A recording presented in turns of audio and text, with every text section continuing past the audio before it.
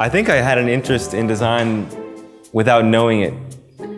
When I was a kid, I made model cars and, boats out of balsa wood and things like that.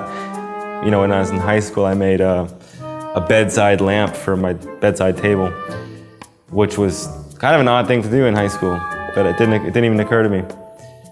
Once I started studying furniture design, once I produced my first functional piece of furniture, something really clicked, and I realized that it had been an interest my whole life.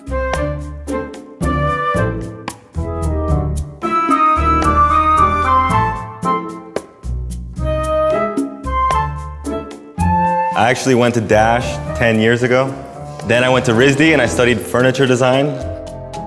I worked with some architects and some furniture designers, and a lot of the dimensions that we were using were sort of understood as common knowledge, and I wanted to understand how that came to be, so I did some research and found this book called Human Dimension and Interior Space and developed this project. I figured they asked me to do a project specific to this space here, so it being a library, I thought it was appropriate to do a project about a book, but also the library being a public space, it's a place where all these dimensions come into play regularly. So I took a lot of the data from the book and a lot of the studies and compiled these databases and then produced these objects based on those databases.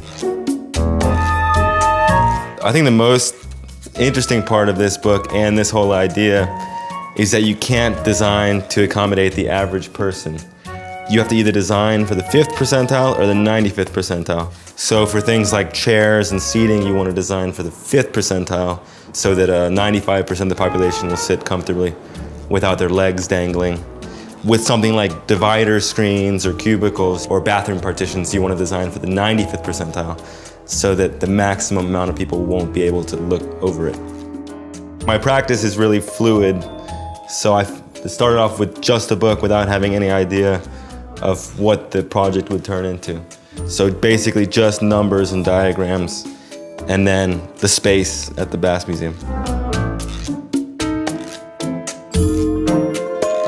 I generally do drawings, models like this. I play with 3D renderings to visualize forms, and then when something starts to take on a form, I decide the next step. This is something I actually produced in full scale, about 10 feet by 5 feet, and it all started with these little studies. I try not to define my practice because I like fluidity when I'm working.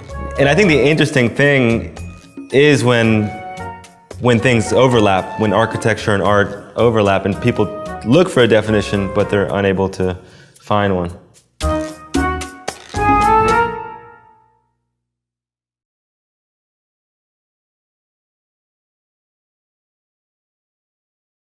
I try not to define my... No, hold on, let's step back.